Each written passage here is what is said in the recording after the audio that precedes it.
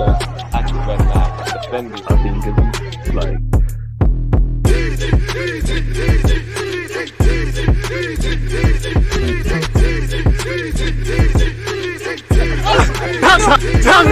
people deluded, I'm back again. Come on, Ian, man. Come on. People deluded, I'm back again. Come on, Ian, man. Come on. That was so great. It was played twice. People deluded. I'm back again. As you lot can see by the title, people, again, as we find ourselves getting towards the end of January, the transfer news is still alive and kicking. The transfer window is still alive and kicking. We've confirmed the guy to the left or right of me, Leandro Trossard. You know, very good player, people. In my opinion, he brings experience, versatility, ball-footedness, and obviously, you know, just a high technical level and complements the side. Obviously, where the young Polish centre-back is led to believe we're bringing him in. Apparently, he spent a season last year playing as a defensive mid and can play as a left-sided centre-back as well. So again, they both complement our side. They both raise the curtain of our side. They both are two versatile players. And when you look around our side, there are several players that can play more than one role. You know, Zinchenko officially or unofficially, you know, he's left back in games and he goes right centre mid. I love it, people. You've got him, you've got Trossard, you've got Saka, you've got Martinelli, you know, you've got Tomiyasu even, Benjamin White. You've got several versatile players, Fabio Vieira to a slight degree, so on and so forth. And crucially, these guys can play more than one role. As usual, where's my manners, people? Appreciative of all of you lot's support of my channel. Good morning, good afternoon, good evening, and in some cases, good night. Hope you're doing blessed. Hope this weekend is great for you off the back of a fantastic week. And I hope next week is better and bigger for you guys, people. Hopefully you and your loved ones have good health.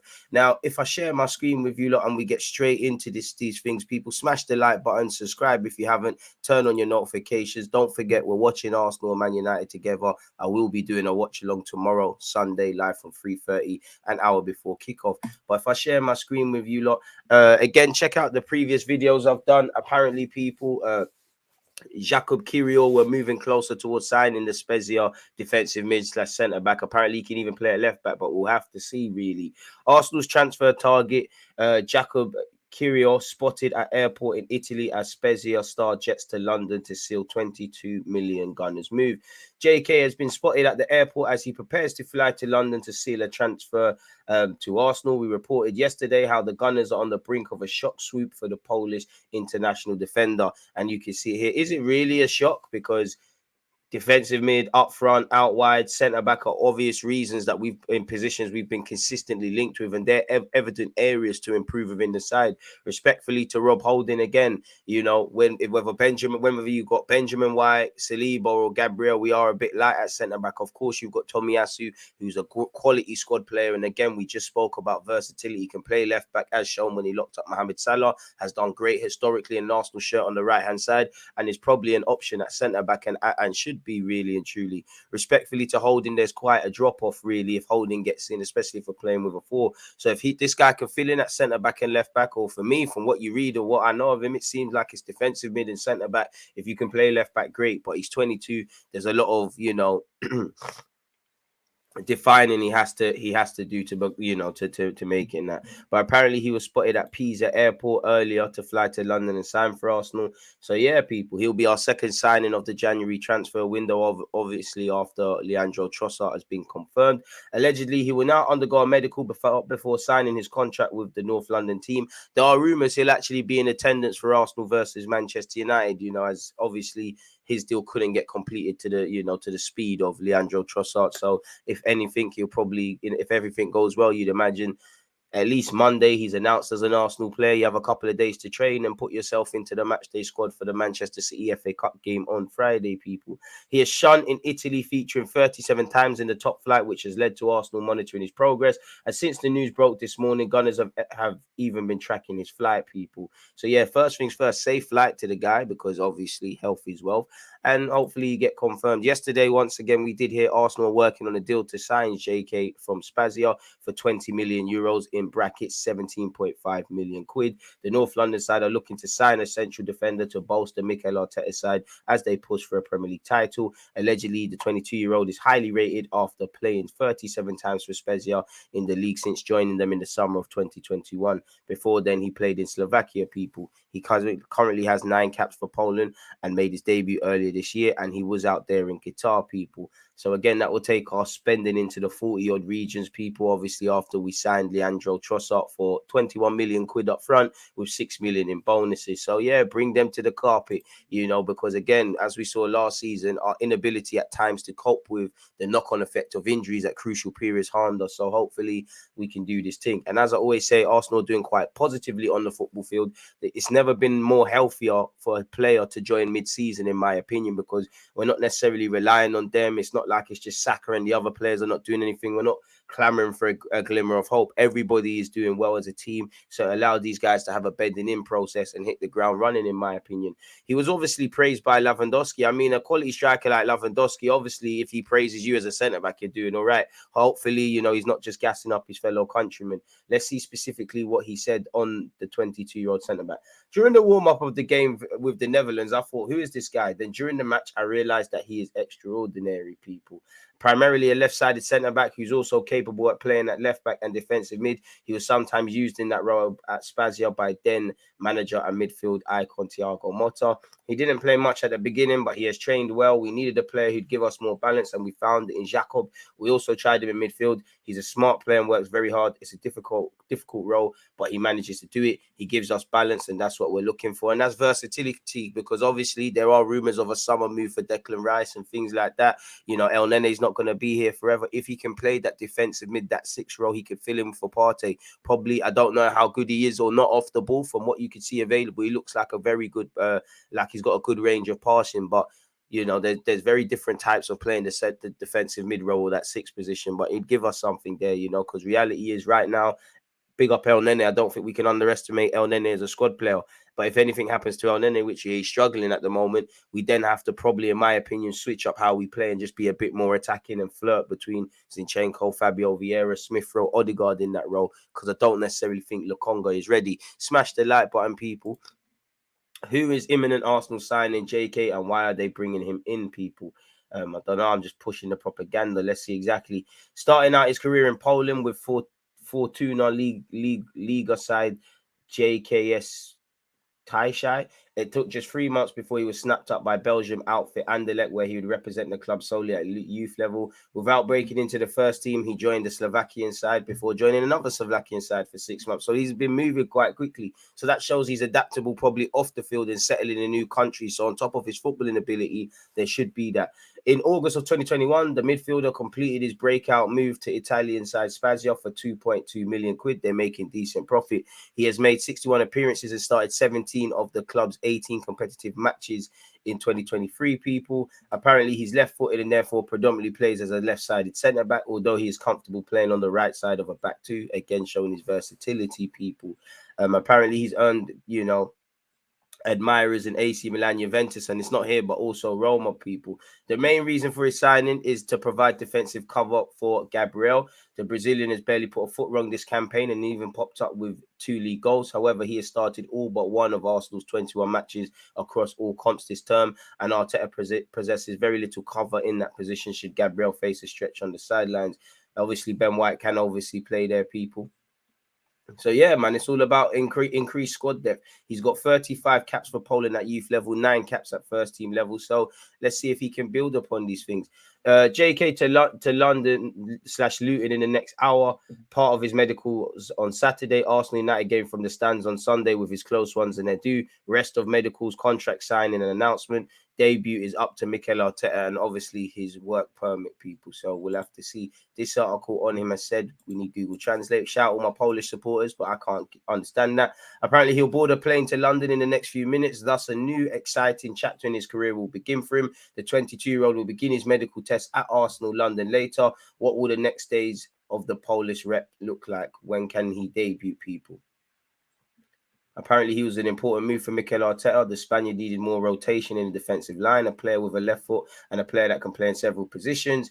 JK meets these requirements, having already spoken with the trainer about the new task. Around 10 o'clock, the Pole will board a private plane that will take him to London Luton Airport, which is the closest to the Gunners training centre in London Coley. He'll be shown around the club. Today, he'll undergo some medical tests. Tomorrow, he'll sit in the box of the current Premier League leaders and watch the hit match against Man United with his family. And apparently, I assume his agent is already there. After that, the paperwork should be completed, medical tests, signing a contract and obtaining a work permit. But there'll be no problems with that. JK, as a rep of the country, has as many as 33 GBE points. Right, word to Chief Keef. Out of the 15 needed to obtain a permit. So there shouldn't be any issue. So we'll see what happens in that regards, people. Again, Fabrizio Romano said he'll complete his medical tests in London as a new Arsenal player today. He'll then be at the Emirates. Plan confirmed as £25 million euro deal will be signed. Also on the player side, Arsenal and Serie A side Spazia have already signed documents yesterday afternoon, people. So yeah, it is what it is in that regards. We've also been linked with Camavinga. In fact, apparently Chelsea are set to rival Arsenal for the signing. Now, obviously, we've got Ceballos times 2. We've signed Odegaard. We bought Ozil, not in recent years, but we've got a decent relationship with Real Madrid. Camavinga would be lovely. Wonder of a left foot, potential to be a real star. You know, despite his world-class ability and being a top player right now, we need to remember he's 20 years of age and the level of consistency required to, you know, play ahead of, you know, even Valverde at this moment. The Valverdes, the Modrics, the Kroos, historically for a 20-year-old, you know, it is a tough ask. He's shown patches of form. He's even filled in as a you know, as a super sub. He's also shown his temperament playing left back for France in the World Cup and things like that. But despite all of that, he's 20. Real Madrid would be crazy to let him go. Crazy to let him go. You know, if you get him, Bellingham to go with Valverde and everything else, they've got super players. You already made a mistake letting Odegaard go. I mean, if Camavinga could happen, I would love for it to happen, people. And we've been linked with a shock move for him. Arsenal plans shock loan move for Eduardo Camavinga, with Mikel Arteta eager to sign the talented Real Madrid youngster on a temporary basis to help the Gunners' title quest, with West Ham, Declan Rice, their top summer target. Imagine if we woke up overnight and that became 2 genuine long-term centre mid options for Arsenal. Arsenal are interested in a loan move for Real Madrid's Eduardo Camavinga. I don't believe any of this, people. The dream is free. The Arsenal was sold separately. Mikel Arteta wants to sign the 20-year-old on a temporary basis this month. He hasn't been a regular starter this season. And I mean, unless Real Madrid brings someone in, you'd imagine you know, you'd imagine that, you know, he stays at the football club, and it looks like Asensio and Ceballos is touch and go. But allegedly, Arsenal are reportedly interested in a shock loan move for Real Madrid's Eduardo Camavinga. According to the Evening Standard, the Gunners want to bring in the midfielder on a temporary basis to help their push for the Premier League title. He joined Real Madrid in 2021, but the 20-year-old hasn't been a regular starter in La Liga this season. He's a quality player. It's currently unclear whether Real Madrid would allow Camavinga to leave on loan. Arsenal have already secured the signing of winger Leandro Trossard from Brighton for 27 million, while the Polish defender Jakub Kiwior is poised to join from Spazia, people. The Gunners are aiming to strengthen their midfield significantly in the summer, with West Ham star Declan Rice their main target. Obviously, allegedly, we missed out on that Chelsea in it. So I'm not too sure if that's to happen, people, but it is what it is. Again, so Arsenal want to sign him on loan. Chelsea attempted. I mean, the Enzo Fernandezes, the Camavingas, the Bellinghams, Chelsea are always going to get linked. There's been cold water poured on this very quickly, though, according to where you believe. Fabrizio Romano has apparently obtained an exclusive from Joshua Barnett, people, the agent of Camavinga, who tells him the rumours on Arsenal and Chelsea links. He said there's no truth. Of course, every club in the world would want him, but he's very happy in Real Madrid, and Real Madrid are very happy with Camavinga, which... There you have that, people, really and truly. It all depends where you read, innit, people? So I would love it to happen, but it is what it is. Apparently, Arteta feels Trossard can make an immediate, basically an instant impact. He said, we are really happy to have him. He's a player we have followed for a while now. The opportunity came. We had the necessity to have a player in the front line who's versatile enough to play in different positions. He knows the league. He has enough experience here, and I think he can have an immediate impact in the team. And I really like the way he spoke in his interview, Trossard, about his strengths 1v1, where he would like to play, you know, why he'd like to play behind the striker. It's all dependent on the system. He thinks he's a good finisher as well. And apparently, at a point last season, he had an equal amount of attempted shots with his left and right, and he's probably the most ball-footed player at the Emirates now. I'd say him, Tommy Asu, also candidates to have that crown. He knows the league. He has enough experience, and I think he can have an immediate impact in the team. We have to think short term, but medium and long term as well. He gives us all of that. He's a very intelligent player. When you look at his career and what he's done in the last few years, he's a player that fits our way of playing. So that's true. He also said, in the summer, we were looking for a player in that position. We weren't able to do it. So it's something that the squad needed. With injuries to Gabby and Reece, we're really short in the front line. We need some reinforcements. And in Liao, we found a player who fits everything that we want. I think specificity is, I can't say that word, is really necessary to our way of playing. It's true that we need a few players who can fulfill certain positions, and Liao is one of them. The skill and composure he has in the final third and the technical ability to associate and link up with people is impressive. That's what we need from our forward players. Facts upon more facts. I think he's obviously said the same. He's obviously echoed the same thoughts here, people. We talked about everyone that we want to recruit because character is crucial, but as well to understand how they're going to be around the club, but as well as personal conversations. Albert did give a good reference for Trossard, not only for now, but for the last few years. And obviously you've got him, you've got Lokonga, you've got Benjamin White, who also have crossed paths with him. And obviously Arteta has to get a good read of people when speaking to him. That quashes anything that fans may have seen in relation to attitude issues and all these things, people. So yeah, we've covered Declan Rice, we've talked about Camavinga, we've looked at the comments with Trossard. What else have we got? Apparently JK has landed in London, private jet from Pisa. He'll undergo medicals with Arsenal today. 25 million euro deal, 5.5 years contract. So 22 years of age, got him tied down to at least 27. If he develops and and does great for us, well in. If he develops and he wants to try a new experience, there's resale value to be had there, people. Real Madrid have no intention to loan Camavinga. They believe he's the present and the future. Again, I mean, I would, for what it's worth, if we could get him on loan for a couple of months, he helps us in our quest for whatever we're trying to achieve and goes back to Real Madrid, great. Personally, I'd like a buy option or to buy him permanently. But as I said, Real Madrid would be smoking something very strong to let him go, people. What I'm told at this moment of the market, Real Madrid have absolutely no chance and no intention to let Camavinga leave on loan.